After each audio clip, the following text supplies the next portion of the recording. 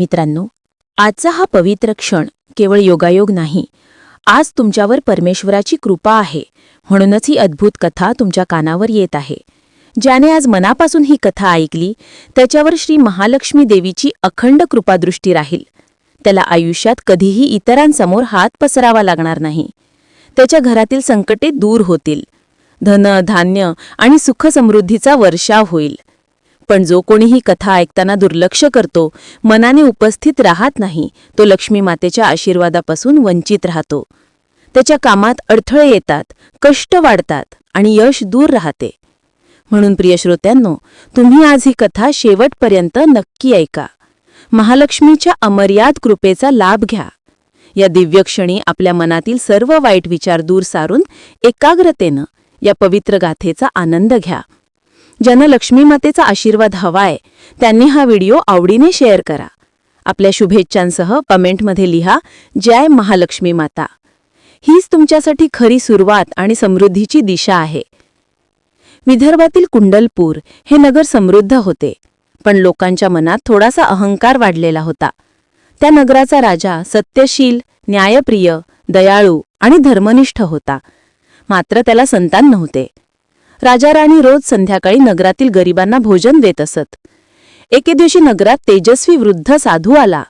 त्याने राजा राणीला सांगितले, तुमच्या घराण्यात एक दिव्य कन्या जन्म घेईल, परंतु तिचे आयुष्य केवळ 18 वर्षांचे असेल. तरीही सत्याचा मार्ग सोडू नका. साधूच्या वचनामुळे क्षणभर त्यांच्या मनात चिंता दाटली, पण त्यांनी देवावरील विश्वास ढळू दिला नाही. काळ सरकला आणि राणीला सुंदर कन्या झाली, रुक्मिणी. तिच्या डोळ्यात करुणा आणि हृदयात गरिबांसाठी अथांग प्रेम होते. लहानपणापासूनच ती नगरातील भुकेल्यांना अन्नदान घेत असे. तिच्या संगोपनात ज्ञान, संगीत, वेद, पुराण यांचा उत्तम अभ्यास झाला.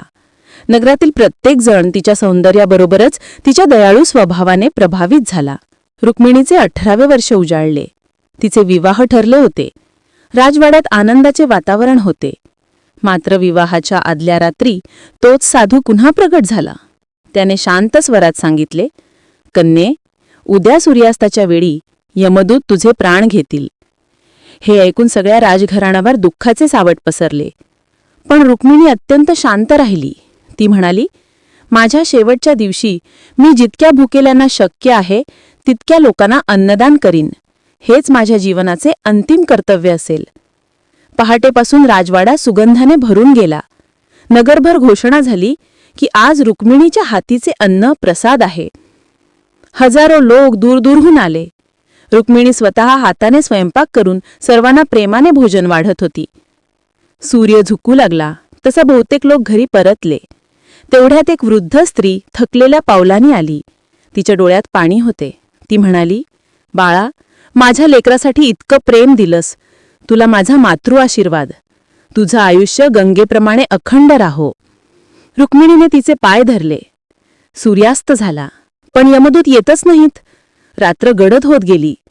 अचानक आकाशातून तेजस्वी प्रकाश उतरला आणि तोच साधू पुन्हा प्रगट झाला. प्रत्यक्षात तो भगवान विष्णूंचा दूत होता. तो म्हणाला, रुक्मिणी, सत्य आणि अन्नदानाच्या शक्तीने नियतीही बदलते. तुझं आयुष्य आता सहस्त्र चंद्रदर्शनापर्यंत वाढवलं आहे. हे ऐकून नगरात आनंदाचा जल्लोष झाला. रुक्मिणी पुढे महान संत बनली आणि आयुष्यभर भुकेल्यांना अन्नदान करण्याचा संकल्प तिने पाळला. ही कथा आपल्याला शिकवते की सोनं चांदीचं दान मोठं नाही. सत्य मनाने केलेलं अन्नदान हेच सर्वश्रेष्ठ दान आहे.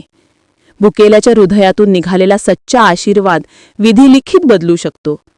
आपणही आपल्या जीवनात थोडं जरी अन्नदान केलं, गरजूंना आधार दिला, तर रुक्मिणीप्रमाणे अमरतत्वाचं पुण्य मिळवू शकतो.